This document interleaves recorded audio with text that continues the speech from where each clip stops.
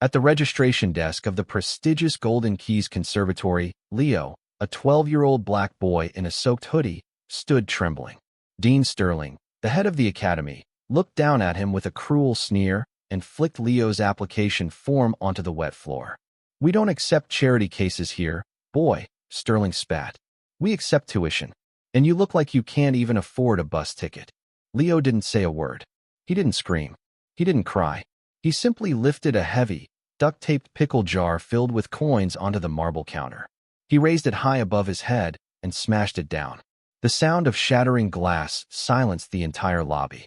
Thousands of coins exploded across the floor, spinning and ringing like tiny bells. That moment put him in front of a piano he had no business playing.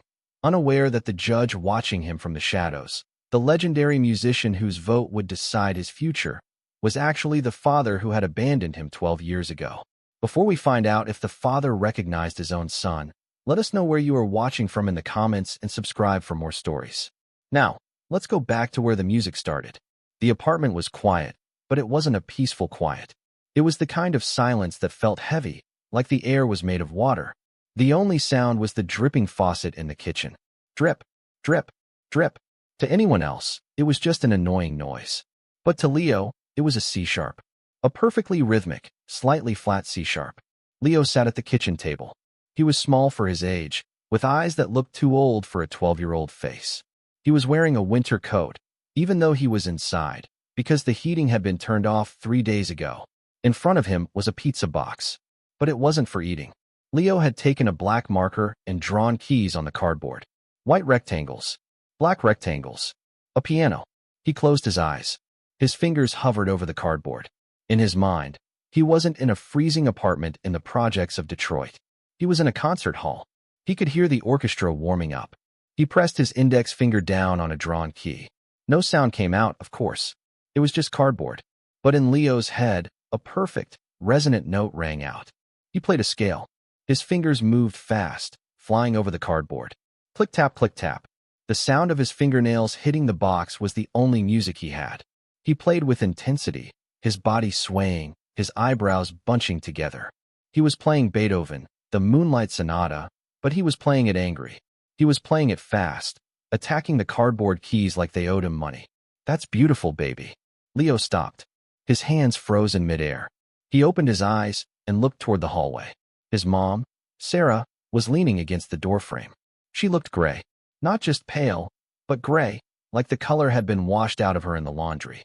Her ankles were swollen, spilling over her slippers. She was holding her chest with one hand, her breathing shallow and wet. "I didn't mean to wake you," Leo said, his voice quiet. "I wasn't sleeping," Sarah said. She tried to smile, but it looked painful. She walked to the table, shuffling her feet. She sat down opposite him. "You play that cardboard like it's a Steinway." "It's out of tune," Leo joked, but he didn't smile. Sarah reached across the table and took his hand. Her skin was cold. "Did you check the mail?" Leo looked away. He looked at the peeling paint on the wall. He looked at the drip, drip, drip of the faucet. "Leo." "Yeah, Mom. I checked it." "And?" Leo reached into his coat pocket. He pulled out the envelope. It was red. It always started with white envelopes, then yellow, then pink. But red meant the end. Red meant final notice. Red meant, we are stopping the treatment. Sarah took the letter. She didn't open it. She just held it, feeling the weight of it. "It's the insurance," Leo said, his voice tightening. "They said the heart medication is elective now. They said the surgery isn't covered because it's a pre-existing condition." "Elective," Sarah whispered. She laughed, a dry, rattling sound. "Living is elective." "I can get more shifts," Leo said quickly. "Mr. Henderson at the bodega said he might need someone to stock shelves on weekends. And I can recycle cans. I found a whole bag of them yesterday." Sarah shook her head. "Leo, you are 12. You are not going to work yourself to death. You are going to school. You are going to be a kid." "I don't want to be a kid," Leo said, standing up. He grabbed the red envelope from her hand. "Kids are helpless." "I'm not helpless." He walked over to the counter where the jar sat. It was a giant glass pickle jar he had found in a dumpster a year ago. He had washed it out and wrapped the bottom in silver duct tape. For 2 years, every penny, every nickel, every quarter he found went into that jar. It was heavy now. "Leo, that's your college money," Sarah said. It's the Keep Mom Alive money, Leo corrected. He looked at the flyer taped to the refrigerator next to the jar. It was glossy in gold. The Golden Keys competition. Grand prize, $100,000. Winner receives full scholarship to the Sterling Conservatory. $100,000. The surgery cost $80,000. That left $20,000 for rent, for food, for a real piano. I'm going to enter, Leo said. Sarah sighed. She looked at him with sad, tired eyes. Baby, we talked about this. That competition is it's for rich kids. Kids who have private tutors. Kids who have pianos in their living rooms. You practiced on a pizza box. I know the music, Mom, Leo said, tapping his temple. It's in here. It's loud. It's so loud I can't sleep sometimes. Dad left it here, didn't he? The room went silent. Sarah looked down at her hands. Whenever Leo mentioned his father, she shut down. All she had ever told him was that his father was a musician who died before Leo was born. She said he was a drifter, a man with a beautiful soul but no roots. Your father had a gift, Sarah said softly. But gifts can be curses if you don't have the means to control them. I can control it, Leo said. I'm going to the audition today. It's open call. Anyone can try. It's raining, Leo. I like the rain, Leo said. It sounds like applause. He grabbed the heavy pickle jar. He hugged his mom, careful not to squeeze too hard because of her chest. I'll be back, and I'm going to bring home a golden ticket. Sarah watched him go. She wanted to stop him. She wanted to protect him from the disappointment. She knew how the world treated boys like Leo. They didn't see the music inside them. They only saw the hoodie and the skin color. But she didn't have the strength to argue. She just closed her eyes and listened to the faucet. Drip, drip, drip. Leo didn't wait. He stepped over the glass and ran toward the double doors marked Audition B. The room was huge. It was darker than the lobby. In the center of the room, under a single spotlight, sat a beast. It was a Steinway Model D concert grand piano. It was 9 feet long. It was polished black, shining like liquid oil. It looked like it could eat Leo alive. There were 3 judges sitting at a table in the dark. Dante walked in and took the center seat. Sterling followed, fuming, and sat on the left. Go ahead, Dante called out. Impress me. Leo walked up to the piano. He had never touched a real piano in his life. He had played on a broken Casio at a pawn shop for 5 minutes before the owner kicked him out. He had played on his pizza box. But never this. He sat on the bench. It was soft leather.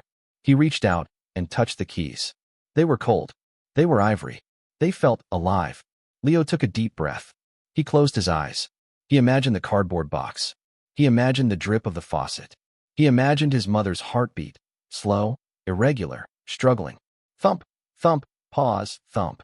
He didn't play Mozart. He didn't play Bach. He brought his hands down. Crash. He hit a chord so dark and heavy it shook the floor. It was a dissonant chord, full of pain. Then, his right hand started to move. It played a melody that was fast, frantic, like someone running from a fire. Sterling covered his ears. What is this? This is noise. But Dante leaned forward. He took off his sunglasses completely. Leo played. He played the sound of the ambulance sirens he heard every night. He played the sound of the wind rattling the window. And then, the music changed. It softened. It became a lullaby, a sweet, sad melody that floated above the heavy chords. It was the song his mom hummed when the pain was bad. She never sang the words, just the tune. She called it the ghost song. Leo poured everything into the keys. He cried, but the tears fell on the piano, not his cheeks. He played for the red envelope. He played for the swollen ankles. He played for his life. In the darkness, Dante Ross froze. His heart stopped beating for a second. He knew that melody. He hadn't heard it in 12 years. He hadn't written it down. He had improvised it, one night, in a small jazz club in Chicago, for a waitress named Sarah who had the most beautiful smile he had ever seen. He had played it for her the night he told her he loved her. And he had never played it again after he walked away from her to go on tour, never knowing she was pregnant. Where? Dante whispered, his voice choking. Where did you hear that? Leo hit the final note. A high, soft C that hung in the air like a question mark. He lifted his hands. They were shaking. Sterling slammed his hand on the table. Absolutely not. No technique. No posture. He hammers the keys like a brute. Failed. Passed, Dante said. His voice was loud, cutting through the room. Excuse me? Sterling asked. I said passed. Dante stood up. He walked toward the stage. He looked at Leo with a look of terror and wonder. He looked for himself in the boy's face. He saw Sarah's eyes, but his own chin. "You're through to the next round, kid." Leo didn't smile. He just nodded. "Thank you." He jumped off the bench. He had to tell his mom. He had done it. He had the golden ticket. He ran out of the room, past the stunned Sterling, past the glass on the lobby floor, and out into the rain. He ran the whole way home. He didn't feel the cold. He didn't feel his wet shoes. He just felt the music buzzing in his fingers. "Mom!" he shouted as he turned the corner onto his street. "Mom, I did it. I played." They listened. But as he got closer to his building, he stopped. The street was blocked. There were flashing lights, red and white lights spinning in the rain. An ambulance was parked in front of his building. Leo's stomach dropped. The music in his head stopped instantly, replaced by a high-pitched ringing. "No," he whispered. He saw the paramedics wheeling a stretcher out of the front door. He saw the gray face on the pillow. He saw the oxygen mask. "Mom!" Leo screamed. He dropped the golden ticket into a puddle and sprinted toward the flashing lights. The rain washed over the paper, blurring the gold ink, but Leo didn't look back. The real competition had just begun, and the stakes were no longer just money. The walk to the Sterling Conservatory took an hour. It was raining, a cold, miserable rain that soaked through Leo's sneakers in minutes. He hugged the pickle jar to his chest under his coat, trying to keep it dry, like it was a baby. The city changed as he walked.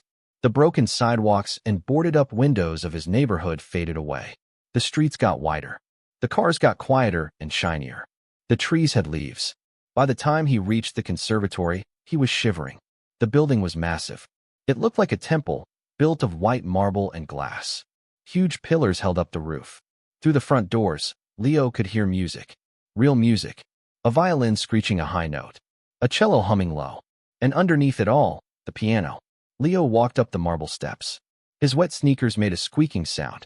Squeak. Squeak. He pushed open the heavy brass doors. The lobby was warm. It smelled of floor wax and expensive perfume. The ceiling was gold. Crystal chandeliers hung down like frozen fireworks. There were kids everywhere. They didn't look like Leo. They were wearing suits and velvet dresses. They were holding violin cases that probably cost more than Leo's apartment. They were standing with their parents, tall men in suits and women with perfect hair. Leo felt small. He felt dirty. He pulled his hood up tighter. He walked to the registration desk. A woman with glasses on the end of her nose was typing on a computer. Standing behind her was a man. He was tall, wearing a gray suit with a purple handkerchief in the pocket. He had silver hair and a face that looked like it was carved out of ice. This was Dean Marcus Sterling. Leo stepped up to the desk. "Excuse me," he said. The woman didn't look up. "Deliveries are around the back." "I'm not a delivery," Leo said. "I'm here to register." Now the woman looked up. She looked at Leo's soaked hoodie. She looked at the puddle of rainwater forming around his feet. She looked at Dean Sterling. Dean Sterling stepped forward. He looked Leo up and down with a look of pure disgust. "Register?" Sterling asked. His voice was smooth, like oil. "Register for what?" "The janitorial staff." Some of the rich kids nearby giggled. Leo felt his face get hot. "For the competition," Leo said. "The golden keys." Sterling laughed. It wasn't a happy laugh. It was a cold, short bark. "This is a classical music competition, young man. Not a talent show. Do you even play an instrument?" "Piano," Leo said. "Piano," Sterling repeated. "And who is your instructor?" "I don't have one." "What conservatory do you attend?" "I don't go to a conservatory. I practice at home." "On what?" Sterling sneered. "A Casio keyboard from a pawn shop." "A pizza box," Leo thought, but he didn't say it. He just stared at Sterling. "Look," Sterling said, waving his hand as if shooing away a fly. "The entry fee is $200. Cash or check. And frankly, you look like you should be saving your money for soap." That was it. The anger that had been building in Leo for weeks. The anger at the insurance company. The anger at the cold apartment. The anger at his mom's gray face. It all boiled over. Leo reached into his coat. He pulled out the jar. It was heavy, slick with rain and duct tape. "I have the money," Leo said. "We don't accept loose change," Sterling said, curling his lip. "Get that trash off my counter." "It's not trash," Leo said. "It's my mom's life." "I said get out," Sterling shouted, pointing at the door. "Security." Leo didn't move. He lifted the jar high above his head. He saw his reflection in the marble counter. A small, wet boy with fire in his eyes. Smash! He brought the jar down. The sound was deafening. The glass exploded. Coins, thousands of pennies, dimes, quarters, erupted like a volcano. They rolled across the marble floor. They spun. They clattered. Ching, ching, ching, clatter, spin. The entire lobby went dead silent. The violins stopped. The chatter stopped. Everyone stared. There, Leo said, his voice shaking. $200. Count it. Sterling's face turned purple. You little vandal. Look what you've done to my floor. Security. Arrest this boy. Two large guards in blazers started running toward Leo. Leo didn't run. He stood his ground, standing amidst the sea of copper and silver. Wait. The voice came from the staircase. It was a deep, gravelly voice. Everyone turned. Walking down the grand staircase was a man who looked out of place. He wasn't wearing a suit. He was wearing a black turtleneck and a leather jacket.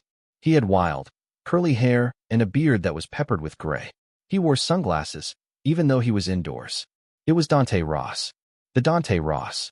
The greatest jazz pianist of his generation, who had vanished from the public eye 12 years ago and had only resurfaced to judge this competition.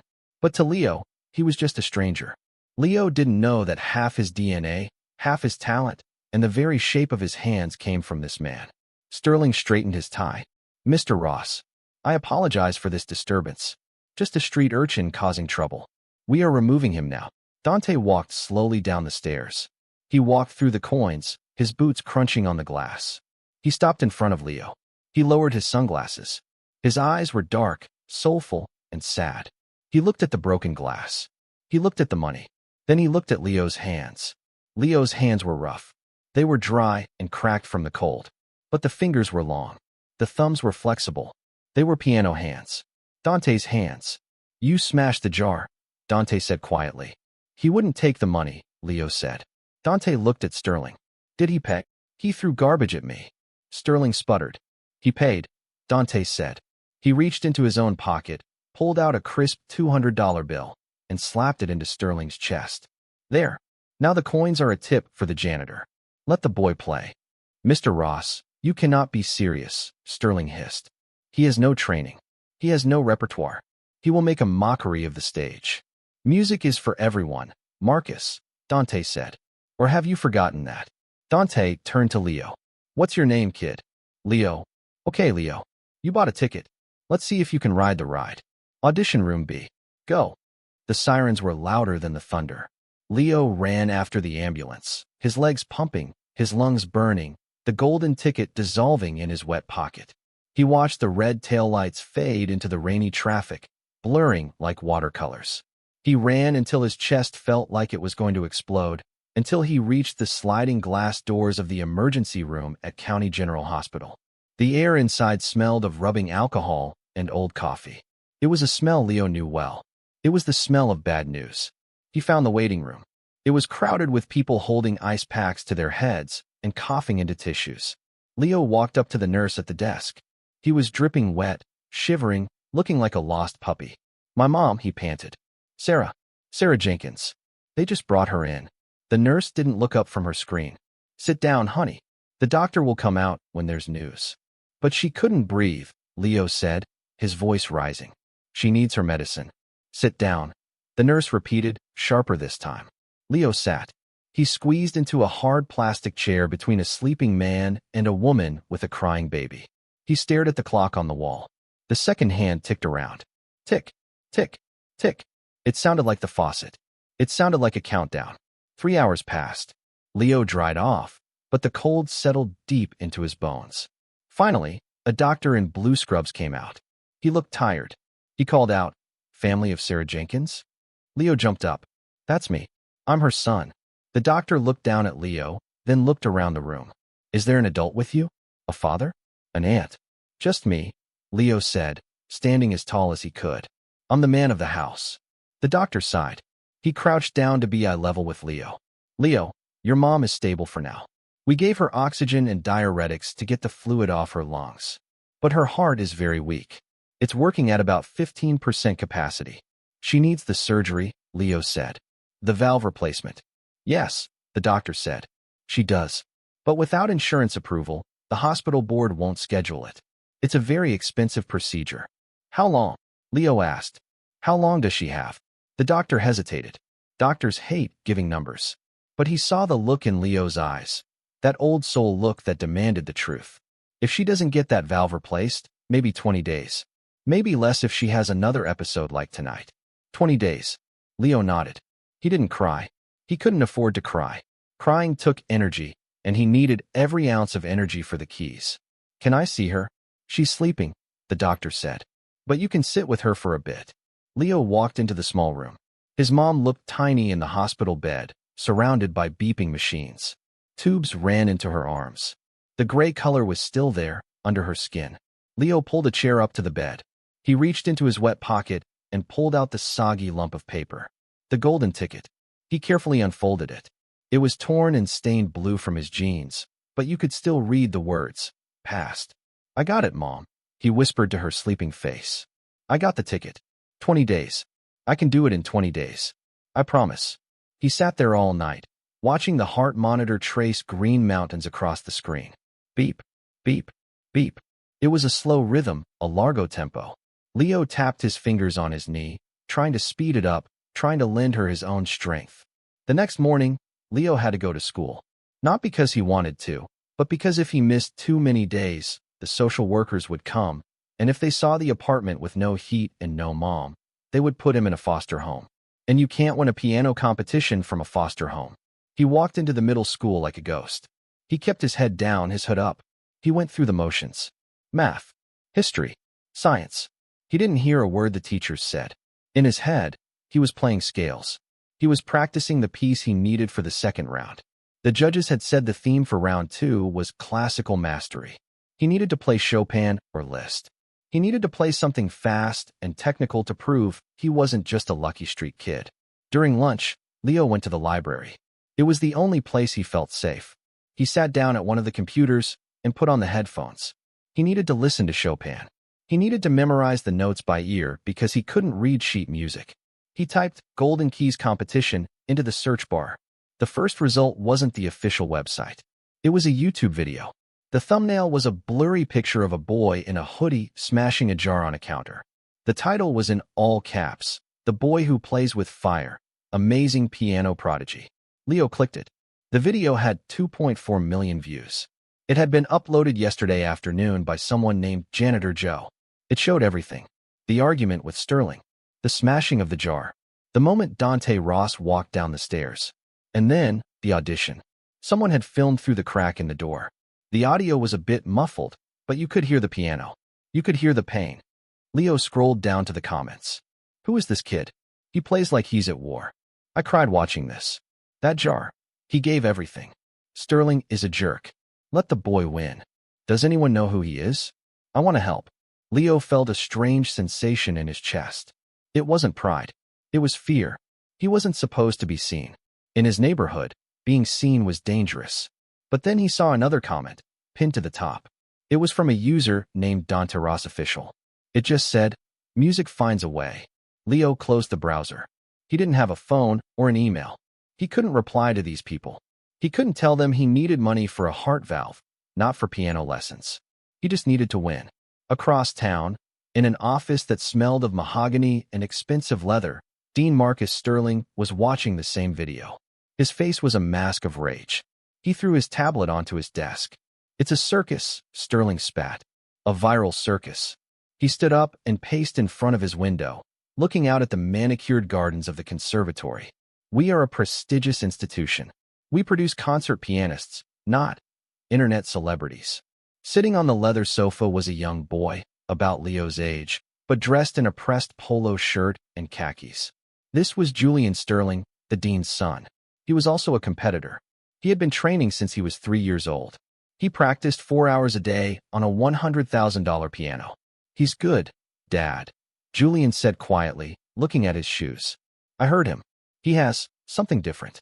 He has nothing, Sterling shouted. He has no technique. He has no discipline. He bangs on the keys like an animal. And now the public is in love with his sob story. If he wins, it makes a mockery of everything we stand for. It makes a mockery of you, Julian. Do you want to lose to a boy who can't even read music? No, sir, Julian whispered. Then we need to ensure the rules are followed, Sterling said. He walked back to his desk and pressed the intercom button. Ms. Higgins, bring me the competition rulebook, the unabridged version, and get the legal team on the phone. Sterling spent the next 2 hours combing through the fine print of the Golden Keys regulations. He read every clause, every footnote. He was looking for a weapon, and on page 42, section C, paragraph 4, he found it. A slow, cruel smile spread across his face. Rule 14b, Sterling read aloud. To ensure fair practice standards, all semifinalists must demonstrate access to a Regulation 88 key-weighted instrument for daily practice. Digital keyboards are acceptable only if they mimic hammer action. Cardboard, tabletops, or non-musical devices are strictly prohibited. Sterling picked up his phone. He dialed a number. Hello, Inspection Services? Yes. I need an immediate home visit for a competitor. Name is Leo Jenkins. Address is, let me find it on his soggy application form. Yes. Go today. I want a full report. Leo left school and went straight to the hospital. His mom was awake, but she was weak. They sat together and watched a game show on the small TV. Leo held her hand. It felt thinner than yesterday. I'm learning a new song, Mom, Leo lied. Chopin. The Revolutionary Etude. It's fast. It sounds like a storm. That sounds hard, Sarah whispered. It's easy, Leo said. I can see the keys in my head. You need to eat, Sarah said. Go home. Make yourself some mac and cheese. Don't worry about me. I'm not leaving, Leo said. Leo, please, Sarah said, her voice straining. I can't rest if I know you're sitting in this chair starving. Go home. Check on the apartment. Feed the cat. They didn't have a cat, but it was an old joke between them. Leo reluctantly agreed. He needed to practice anyway. He needed his pizza box. He walked home in the twilight. The rain had stopped, but the puddles were deep. When he got to his building, he saw a car parked out front. It wasn't a car from the neighborhood. It was a clean, white sedan with the conservatory logo on the door. A man in a clipboard was standing by the front door of the apartment building, looking nervous. He saw Leo approaching. Are you Leo Jenkins? The man asked. Yeah, Leo said, tightening his grip on his backpack. Who are you? I'm Mr. Clark, from the Competition Compliance Office. I'm here for your instrument inspection. My what? We need to verify that you have a proper piano to practice on. It's in the rules. Can we go up? Leo's heart hammered against his ribs. He felt the blood drain from his face. I can't let you up right now. My mom, she's sick. I don't need to see your mom, son. Just the piano. I don't have a piano, Leo said, his voice barely a whisper. Mr. Clark looked at his clipboard. You don't? Then what do you practice on? Leo couldn't say it. He couldn't say a pizza box. It sounded insane. It sounded pathetic. Can I come in? Mr. Clark asked again, stepping toward the door. Leo blocked him. He couldn't let this man see the empty apartment. The mattress on the floor. The no heat. The cardboard box with the marker keys. No, Leo said firmly. You can't come in. Mr. Clark sighed. He made a check mark on his paper. It was a red check mark. Okay, Leo. If you refuse inspection, I have to mark you as non-compliant. You know what that means, right? It means I'm poor, Leo said, his eyes burning. It means you're disqualified, Mr. Clark said, his voice void of emotion. He tore a pink slip off the clipboard and handed it to Leo. You have 24 hours to appeal or prove ownership of an instrument. Have a good evening. The man got in his white car and drove away. Leo stood on the sidewalk holding the pink slip. Disqualified. The word echoed in his head like a gunshot. Disqualified. He walked up the stairs to the apartment. He unlocked the door. The air inside was freezing. He walked to the kitchen table. There it was. His instrument. The grease-stained pizza box with the black and white keys drawn by a dying marker. It looked stupid now. It looked like a joke. Stupid, Leo hissed. Stupid, stupid, stupid. He grabbed the box. He ripped it in half. The cardboard resisted, but Leo was fueled by a rage that felt like fire. He tore it again.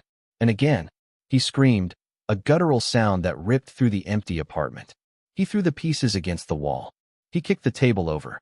He grabbed a chair and slammed it down. He had smashed the jar to enter, and now he had smashed the piano to leave. He collapsed onto the floor, surrounded by the shredded remains of his music. He curled into a ball and cried. He cried for the money. He cried for the surgery. He cried because for the first time in his life, the music in his head had stopped. There was only silence. And the drip, drip, drip of the faucet. 2 hours later, Leo was back at the hospital. He couldn't stay in the apartment. It felt like a tomb. He sat in the hallway outside his mother's room. He couldn't go in. He couldn't look at her and tell her he had failed. He couldn't tell her that the 20 days were up. He sat on the floor, pulling his knees to his chest, rocking back and forth. He didn't notice the man walking down the hallway. The man was wearing a long trench coat and a hat pulled low, trying to avoid being recognized. But he walked with a rhythm, a jazz walk, slightly behind the beat. It was Dante Ross. Dante had spent the last 24 hours in a daze. He had watched the viral video 100 times. He had listened to the audio of Leo playing the Ghost song. He had tried to tell himself it was a coincidence. Lots of people write sad lullabies. Lots of people play in minor keys. But the specific chord progression, the way the melody resolved. Dante knew. He had never written that song down. He had never recorded it. He had played it once, for Sarah, on the night he left Chicago to go on a world tour. He was 22 then. Selfish. Ambitious. He had told Sarah, "I can't be tied down. The music needs me." And he had left. He didn't know she was pregnant. He never looked back. Until yesterday. He had hired a private investigator that morning. It took 3 hours to find the name, Sarah Jenkins, connected to Leo. And another hour to find out she was in the cardiac unit at County General. Dante stopped in front of the boy sitting on the floor. He saw the pink slip crumbled in Leo's hand. He saw the red, puffy eyes. "Hey," Dante said softly. Leo looked up. He blinked. "Mr. Ross." "Call me Dante," the man said. He sat down on the floor next to Leo. He didn't care about his expensive coat. "What are you doing on the floor, kid? You should be practicing. Round 2 is in 3 days. Leo laughed, a bitter, broken sound. He opened his hand and showed Dante the pink slip. "I'm out. Disqualified." Dante took the paper. He read it. Rule 14b. Lack of regulation instrument. He shook his head. "Sterling. That petty, insecure little man." "It doesn't matter," Leo said, wiping his nose with his sleeve. "I don't have a piano. I played on a pizza box." He was right. "I'm just a joke." "You're not a joke," Dante said intensely. "I've heard professionals play that Steinway and make it sound like a typewriter. You played it and made it cry. That's not a joke. That's a gift." "It's over," Leo said. "My mom. She needs the money for surgery. And I failed her." Dante felt a cold hand squeeze his heart. "Surgery? What kind of surgery?" "Her heart," Leo said. "She has heart failure. They need to replace a valve. It costs $80,000. I promised her I'd win. But I can't win without a piano." Dante looked at the door to room 304. Sarah was in there. The woman he had left. The woman who was dying. And this boy with his eyes in his hands, was sitting here blaming himself. Dante needed to know. He needed to hear it out loud. "Leo," Dante asked, his voice trembling slightly. "That song you played at the audition. The lullaby. Where did you learn that?" Leo looked at him. "My mom used to hum it." "And where did she hear it?" "My dad," Leo said. "She said my dad wrote it for her." Dante closed his eyes. The world tilted on its axis. It was true. Did she ever tell you his name?" Dante asked. "No," Leo said. "She said he died before I was born. She said he was a musician, but he got lost. Dead." Sarah had told him he was dead. It hurt, but Dante understood. He had been dead to them. He had chosen fame over family. He was a ghost. "She said he played like he was fighting the piano," Leo continued. "Like he was angry at it." Dante looked at his own hands. Hands that had won Grammys. Hands that had shaken presidents' hands. Hands that were currently useless to fix the mess he had made. "Leo," Dante said, standing up. "Stand up." Leo stood up slowly. "You are not disqualified," Dante said. "I am the head judge. I can overrule Sterling on technicalities. And as for the instrument, Rule 14b says you need access to a regulation piano. It doesn't say you have to own it." "I don't know anyone with a piano," Leo said. "You know me," Dante said. "I have a studio downtown. It has 2 Steinways and a vintage Yamaha. You start practicing there tomorrow morning at 6 a.m. Leo's eyes widened. "Really? You'd let me play your pianos?" "I'm going to do more than that," Dante said. "I'm going to coach you. I'm going to teach you how to channel that anger so you don't break your hands. We are going to win this competition, Leo. You and me." "Why?" Leo asked. Why are you helping me? Dante looked at the door to Sarah's room again. He wanted to kick it open. He wanted to run in and beg for forgiveness. He wanted to tell Leo, because I'm your father, because I'm the reason you're in this mess. But he couldn't. Not yet. This wasn't about him. It was about Sarah's heart and Leo's future. If he dropped that bomb now, it would destroy everything. Leo needed a coach, not a deadbeat dad returning from the grave. Because, Dante said, putting a hand on Leo's shoulder. It felt electric, the connection between them. Because the music doesn't lie. And you played my song better than I ever did. Your song? Leo asked, confused. Dante froze. He had slipped. I mean, the song of a true musician. Now go inside. Kiss your mom goodnight. I'll pick you up out front at 6. Don't be late.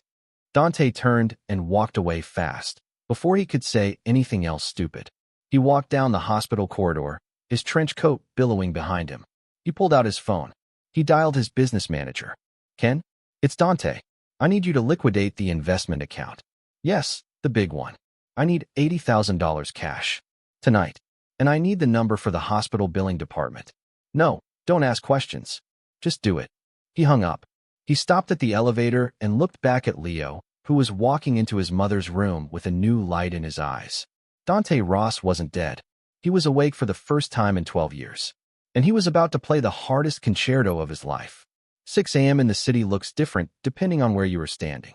In Leo's neighborhood, 6 a.m. is gray and tired, the sound of garbage trucks and people starting shifts they hate.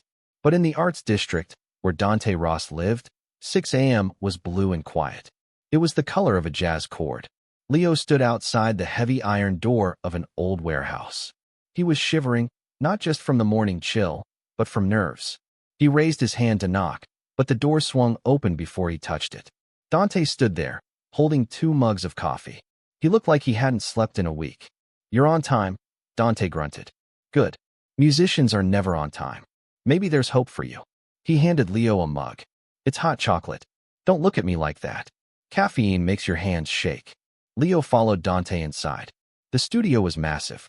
It was a cathedral of sound. The walls were lined with acoustic foam and vintage posters of jazz legends. Miles Davis, Thelonious Monk, Bill Evans. In the center of the room, sitting on a Persian rug, were 2 pianos. One was the Steinway Leo had played at the audition. The other was an old, battered, upright piano that looked like it had been in a bar fight. That one's yours, Dante said, pointing to the upright. I thought I was practicing on the Steinway, Leo said. You earned the Steinway, Dante said. Right now, you play like you're fighting. That upright can take a punch. The Steinway? You'll break it. They started. It wasn't like any music class Leo had imagined. There were no books. There were no scales. Dante sat at the Steinway and played a chord. A complex, messy, beautiful chord. Play it back, Dante said. Leo closed his eyes. He listened to the echo in his head. He found the notes on the upright. He played it back perfectly. Again, Dante said. But this time, make it sound like rain. Leo played it lighter, faster. Again, make it sound like a lie. Leo hesitated. How do you play a lie? He thought about the red envelope he hid from his mom. He played the chords softly, but with a harsh, dissonant note hidden in the bass. Dante nodded. Good. You have big ears, kid. You hear everything. For 6 hours, they played. Dante pushed him. He yelled. He paced. He wasn't nice. He was demanding. Don't smash it. Control it. The piano is a beast, Leo. If you don't tame it, it eats you. By noon, Leo's fingers were raw. His back ached. But he had never felt more alive. Take a break, Dante said, wiping sweat from his forehead. There's a sandwich in the fridge. I have to make a call. Leo went to the kitchen area. He ate the sandwich ravenously. He hadn't eaten a real meal in 2 days. As he chewed, he looked around the studio. It was full of papers, scribbled notes, old awards collecting dust. On a shelf, he saw a picture frame that was face down. Leo knew he shouldn't touch it, but he was curious. He reached up and flipped the frame over. It was a black and white photo. A younger Dante, clean-shaven, sitting at a piano in a smoky club. And leaning on the piano, smiling at him with a look of pure love, was a woman. Leo dropped his sandwich. The bread hit the floor with a soft thud. It was his mom, Sarah. She looked younger, healthier. Her hair was done up. She was wearing a waitress uniform, but she looked like a queen. What are you doing? Leo spun around. Dante was standing in the doorway. His face was unreadable. "That's my mom," Leo whispered. You know her." Dante walked over. He took the picture from Leo's hand and placed it face down again. "I told you. I recognized the song. Your mother and I, we crossed paths a long time ago. Before I got famous. Before you were born." "You knew my dad?" Leo asked, his heart pounding. "Did you know him?" Dante looked at Leo. He looked at the boy's eyes, his own eyes staring back at him. The lie tasted like ash in his mouth. "Yeah, I knew him. He played piano too." "Was he good?" Leo asked. "He was talented," Dante said roughly. "But he was a coward. He left when things got hard. Don't be like him, Leo. Be better." Dante turned away. Brakes over. Back to the keys. Leo followed him, but his mind was racing. Dante Ross knew his dad. Dante Ross knew his mom. It felt like a puzzle piece clicking into place, but the picture wasn't clear yet. That afternoon, while Leo was practicing his scales, Dante slipped out. He drove his vintage Porsche to County General Hospital. He didn't park in the main lot. He parked in the back. He pulled his hat low. He walked to the billing department. The fluorescent lights hummed. A woman sat behind a glass partition. "Can I help you?" she asked. Dante slid a thick envelope under the glass. "Sarah Jenkins. Room 304. This is for the surgery. The valve replacement." The woman opened the envelope. Her eyes went wide. It was a cashier's check for $80,000. "Sir, I need to process this." "Who is the donor?" "Anonymous," Dante said. "We need a name for the tax records," she insisted. Dante sighed. He grabbed a pen and scribbled a name on the receipt form. "The ghost." "Just book the surgery," Dante said. "Tell the doctors to start prepping. Today." He walked out. He felt lighter. $80,000 was a lot of money, even for him. But it was the cheapest debt he had ever paid. He thought it would fix things. He thought money could patch the hole he had left in the world. He was wrong. He took the elevator up to the 3rd floor. He needed to see her. He told himself it was to check on Leo's schedule, but that was a lie. He just needed to see her face. He walked to room 304. The door was open a crack. He pushed it. Sarah was awake. She was sitting up, looking at the window. She looked frail, like a dried flower that would crumble if you touched it. Dante stepped in. "Sarah." She froze. She didn't turn around slowly like in the movies. She whipped her head around, her eyes wide with shock. Then, instantly, the shock turned to ice. "Get out," she hissed. "Sarah, please," Dante said, stepping closer. I'm coaching him. Leo. He's amazing, Sarah. He's a prodigy." "I know what he is," Sarah said, her voice shaking with rage. "He is my son. Mine, not yours. He has my hands," Dante said softly. "He plays my chords. You can't hide that." "I hid it for 12 years, Sarah said. She tried to sit up straighter, fighting the weakness in her body. "You don't get to walk in here now, Dante. You chose the tour. Remember? Paris waits for no one. That's what you said. You left me with a note on the kitchen counter." "I didn't know," Dante shouted, then lowered his voice as a nurse walked by the hall. "I didn't know you were pregnant. If I had known." "You would have what?" Sarah challenged him. "Stayed? No. You would have resented us. You would have looked at that baby and seen a cage. I set you free, Dante. And look at you. You're a legend. You got everything you wanted." "I have nothing," Dante said. "I have empty houses and gold records and nobody to share it with. I see him, Sarah. I see him smashing that jar, fighting for you. He's 10 times the man I ever was." "Then let him be that man," Sarah said. "Don't confuse him. Don't tell him who you are. He thinks his father is a dead hero. Don't turn him into a living disappointment." Dante felt the tears stinging his eyes. "I just want to help. I paid the bill, Sarah. The surgery is covered." Sarah went silent. She looked at him, her expression crumbling. "You paid it. It's done. You're going to live." Sarah closed her eyes. Tears leaked out. "I don't want your money, Dante. I hate that we need it. But I can't die. I can't leave him alone." "You won't," Dante said. "I promise." "Promise me one thing," Sarah whispered. "Promise me you won't tell him. Not until he wins. Not until he knows he did it on his own. If he finds out you're his father, and you're the judge, and you paid the bill, he'll think he's a fraud. He'll think he didn't earn any of it." Dante nodded. It broke his heart, but he nodded. "I promise. Until he wins." He turned to leave. But as he opened the door, he bumped into someone. It was Leo. Leo was standing there, holding a bag of vending machine chips. He looked from Dante to his mom. He saw the tears on Dante's face. He saw his mom shaking. What's going on? Leo asked, stepping between them. Why are you here? Dante wiped his face quickly. I just came to tell your mom you're doing great. We had a breakthrough today. Leo looked at his mom. Mom? Are you okay? Did he say something mean? No, baby, Sarah said, forcing a smile that didn't reach her eyes. Mr. Ross was just telling me how talented you are. He's very intense, just like you. Leo looked at Dante suspiciously. He looked at Dante's jacket pocket. A piece of yellow paper was sticking out. It was the carbon copy of the cashier's check receipt. Leo reached out and plucked it from Dante's pocket before Dante could stop him. Leo, don't, Dante started. Leo read it. Amount, $80,000. Recipient, County General Surgery Department donor, the Ghost. Leo froze. The Ghost. That was the name of the song. That was the name of the melody. He looked at Dante. You paid it. Dante sighed. Leo, listen. You paid for the surgery, Leo said. His voice wasn't grateful. It was cold. Why? Why would you pay $80,000 for a stranger? Because I believe in you, Dante said. Because I want you to focus on the music, not the money. That's a lie, Leo said. He backed away. Nobody does that. Not for nothing. What do you want? Do you want the prize money? Is that it? You pay this, and I give you the 100 grand when I win. No, Dante said. I don't want anything. Then why? Leo screamed. Who are you to us? Sarah sat up. Leo, stop. No, Mom. He knows you. He has your picture in his studio. He pays your bills. Who is he? The silence in the room was deafening. The heart monitor beeped faster. Beep, beep, beep, beep.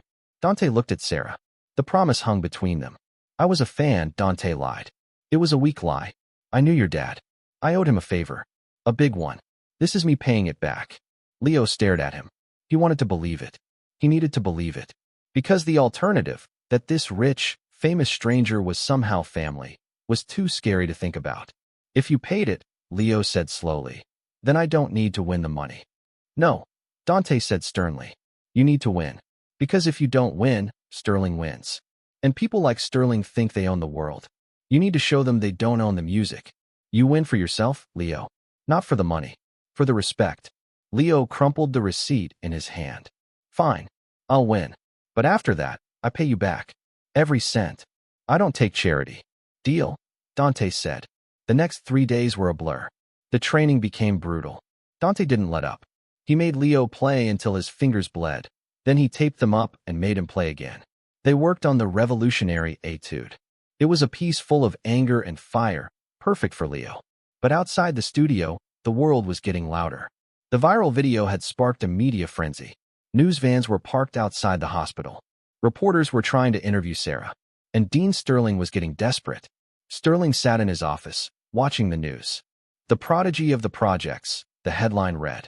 The public loved Leo. If Leo won, the Sterling Conservatory looked like the villain. If Leo won, Sterling's son Julian looked like a loser. Sterling picked up his phone. He called the head of the competition judges panel, a man named Mr. Abernathy, who owed Sterling a favor.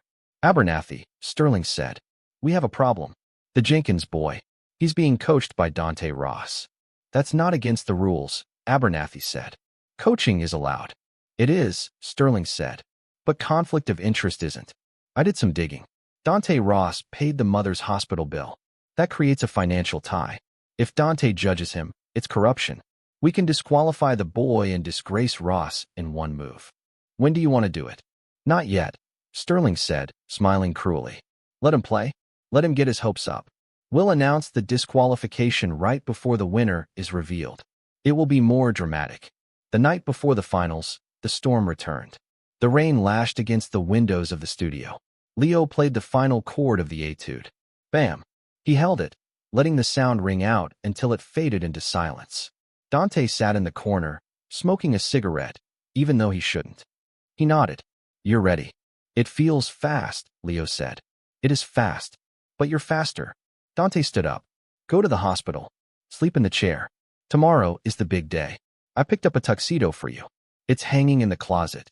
Leo walked to the closet. He pulled out the suit. It was black velvet. It was beautiful. Thanks, Dante, Leo said. It was the first time he had said the name without anger. Get out of here, kid, Dante grunted. Leo packed his bag. He felt good. He felt strong. He had the music. He had the surgery scheduled. He had a coach. He walked out into the rain and caught a bus to the hospital. When he arrived at the third floor, he saw the nurses running. The red light above room 304 was flashing. An alarm was blaring. WOWO. Code blue, someone shouted. Room 304. Code blue. Leo dropped his bag. The tuxedo fell onto the dirty floor. Mom, he whispered. He ran. He tried to push into the room, but a nurse blocked him. You can't go in there, honey. Stay back. Through the gap in the door, Leo saw doctors surrounding the bed. He saw the crash cart. He saw them pressing paddles to his mother's chest. Clear. Thump. Her body jerked. The monitor was a flat line. A high, solid tone. Re-e-e-e. Again. Charged to 200. Clear. Thump. Leo fell to his knees in the hallway. He put his hands over his ears. He tried to hear the music, tried to hear the lullaby, but the silence in his head was deafening. Don't go, he screamed. Mom, don't go. I didn't play yet. You promised. Suddenly, a hand grabbed his shoulder. It was Dante. He had followed Leo, sensing something was wrong. Dante saw the room. He saw the flat line. He saw his son on the knees. Dante didn't think. He rushed past the nurse. He burst into the room. Save her. Dante yelled at the doctors. Don't you stop. Save her. The doctor looked up, sweating. We're trying. Her heart, it just gave out. Try harder. Dante grabbed the bed rail. He looked at Sarah's pale face. Sarah, wake up. You can't leave him. Not now. Leo crawled into the room. He grabbed his mother's cold hand. Mom, Leo sobbed. Please. I'll stop playing. I won't do the competition. Just wake up. I don't want the money. I just want you. On the monitor, the flat line flickered. A tiny blip. Then another. Beep. The doctor gasped. We have a rhythm. It's faint, but it's there. Get the epinephrine. Sarah's chest rose. She took a breath. A ragged, terrible breath, but a breath. She opened her eyes. They were unfocused. They found Leo. Leo, she whispered. Her voice was so quiet Leo had to press his ear to her lips. I'm here, Mom. I'm here. The music, she breathed. Don't stop. I'm not going, Leo said. I'm staying here. The finals are tomorrow morning. I'm not going. Sarah gripped his hand with surprising strength. No. You go. You play. I can't. Leo cried. I can't play if you're dying. I'm not dying, Sarah lied. She looked at Dante. She locked eyes with him. He goes. You take him. Dante nodded, tears streaming down his face. I'll take him. Leo, Sarah whispered. Your father? He didn't die. Leo froze. The room seemed to vanish. What? He didn't die, Sarah said, her voice fading as the medicine took hold. He just got lost. And tomorrow, when you play loud enough, so he can find his way home. Her eyes closed. She fell into a deep, medically induced sleep. The monitor beeped steadily. Beep, beep, beep. Leo stood up. He was trembling. He looked at Dante. She said he's alive, Leo said. Dante looked at the boy. The moment of truth was coming. But not here. Not in a hospital room with doctors watching. He is, Dante said. And tomorrow, he's going to hear you. Dante picked up the tuxedo from the floor. He brushed the dust off. Put this on, Leo, Dante said. His voice was hard, like steel. We have a war to win. Leo wiped his tears. His face hardened. The sadness was gone, replaced by the cold, burning anger that fueled his music. He took the tuxedo. Let's go, Leo said. Tomorrow, the Golden Keys competition would end. And Leo wasn't just going to play the piano. He was going to burn it down. The rain had stopped by the time they reached the Golden Keys concert hall, but the streets were still slick and black, reflecting the city lights like a mirror. Leo sat in the passenger seat of Dante's vintage Porsche, his hands gripping his knees. He was wearing the black velvet tuxedo. It fit him perfectly, as if it had been made for him. But inside the expensive suit, his heart was hammering against his ribs like a bird trapped in a cage. He looked at Dante. The older man was driving with one hand, staring straight ahead. His jaw was set tight, a muscle jumping in his cheek. He looked like a man driving to his own execution. We're late, Leo whispered, looking at the dashboard clock. It was 7:55 p.m. The competition started at 8 o'clock. We're not late, Dante said, shifting gears aggressively. A star arrives exactly when he means to. They pulled up to the curb. The front of the concert hall was a blaze of lights. Limousines were idling. People in diamonds and furs were rushing inside. Dante killed the engine. He turned to Leo. Listen to me. When we walk in there, Sterling is going to try to stop you. He's going to say you're late. He's going to say you're disqualified. He might even call security. What do I do? Leo asked. You keep walking, Dante said. You don't look at him. You don't look at the crowd. You walk to that piano, you sit down, and you play. You play for your mom. You play until they can't ignore you. Do you understand? I understand, Leo said. Good. Now fix your tie. You look like a champion. They got out of the car. Leo took a deep breath of the cold city air. He thought of his mom in the hospital bed, the steady beep of the monitor, her voice whispering. He didn't die. He just got lost. Leo walked up the grand steps. He didn't feel small anymore. He felt dangerous. Inside, the auditorium was already packed. 2,000 people filled the red velvet seats. The air buzzed with whispers. In the front row, the judges sat with their scorecards. Dean Sterling sat in the center, looking smug. He checked his watch. 8:02 p.m. The boy isn't here, Sterling whispered to Mr. Abernathy. Pity. I suppose the pressure was too much for someone of his background. Should we start? Abernathy asked. Yes, Sterling said, adjusting his microphone. Ladies and gentlemen, welcome to the finals of the Golden Keys competition. Our first finalist, the pride of the Sterling Conservatory, Mr. Julian Sterling. The crowd applauded politely. Julian walked onto the stage. He looked terrified. He glanced at his father, then at the empty piano. He sat down. He began to play Rachmaninoff. It was perfect. Technically, it was flawless. His fingers moved like machines. But there was no soul. It was cold, like a statue made of ice. Backstage, Leo and Dante were stopped by a security guard. Name, the guard barked. Dante Ross, Dante said, lowering his sunglasses. And the next winner. The guard's eyes went wide. He stepped aside. They watched from the wings as Julian finished his piece. The audience clapped, but they didn't stand. Julian walked off stage, looking relieved that it was over. He saw Leo standing in the shadows. Julian stopped. He looked at Leo's tuxedo. He looked at the fire in Leo's eyes. You made it, Julian whispered. Yeah, Leo said. My dad. He really doesn't want you to play, Julian said. He told the judges to score you low no matter what. Thanks for the warning, Leo said. Good luck, Julian said. And he meant it. On stage, Sterling stood up again. Thank you, Julian. A magnificent performance. Now, our next scheduled performer is Leo Jenkins. However, it appears Mr. Jenkins has failed too. Clack, clack, clack. The sound of footsteps interrupted him. Not hesitant footsteps. Heavy, confident footsteps. Leo walked out from the wings. He walked into the blinding spotlight. He didn't look at the audience. He didn't look at Sterling. He walked straight to the 9-foot Steinway. The crowd gasped. They recognized him. The boy from the viral video. The boy with the broken keys. A murmur of excitement rippled through the hall. Sterling's face turned red. Mr. Jenkins, you are late. You cannot just waltz onto my stage. Leo stopped at the piano bench. He looked at Sterling. I'm here to play. You are disqualified, Sterling shouted, losing his composure. Security. Remove him. Sit down, Marcus. Dante Ross walked out onto the stage. He wasn't wearing a tuxedo. He was wearing his leather jacket and jeans. He looked like a rock star crashing a wedding. The audience erupted. Dante Ross. The legend. The boy plays, Dante said into his own microphone. Or I pull my funding from this entire conservatory. Right now. Sterling froze. The conservatory relied on the Ross grant. Without it, they would be bankrupt in a month. He sat down slowly, his eyes burning with hate. Fine. Let him embarrass himself. Leo sat at the piano. The bench was warm from Julian. The keys were shining. Leo closed his eyes. He didn't start with the piece he had practiced. He didn't start with the revolutionary etude. He started with a single note. A high C ding. He let it ring. He thought about the drip of the faucet. Ding. Then he added the bass. A low, rumbling rumble that sounded like thunder. He began to play. It was the ghost song, but it wasn't a lullaby anymore. It was a war cry. He played the melody his mother loved, but he wove it into the complex, angry chords of Chopin.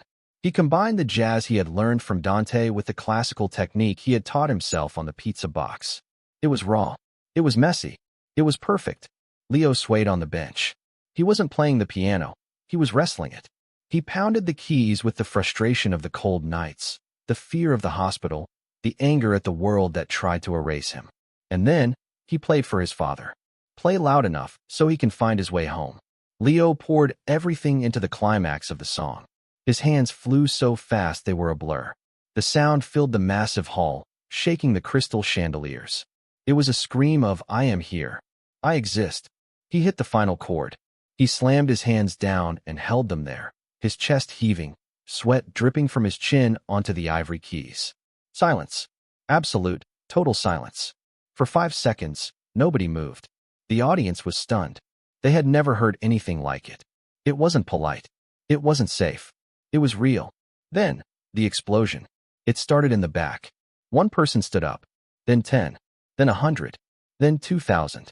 The roar of the applause was louder than the ambulance sirens. It was a physical wave of sound. People were screaming. Flowers were being thrown onto the stage. Leo stood up. He looked at the crowd. He blinked, tears mixing with the sweat. He had done it. He looked at the judges. Mr. Abernathy was wiping his eyes. The other judges were standing, clapping. Only Sterling remained seated. He was staring at his scorecard, his pen hovering. He wrote a number. A low number. Sterling stood up, grabbing the microphone. "Quiet. Quiet, please." The crowd quieted down, confused.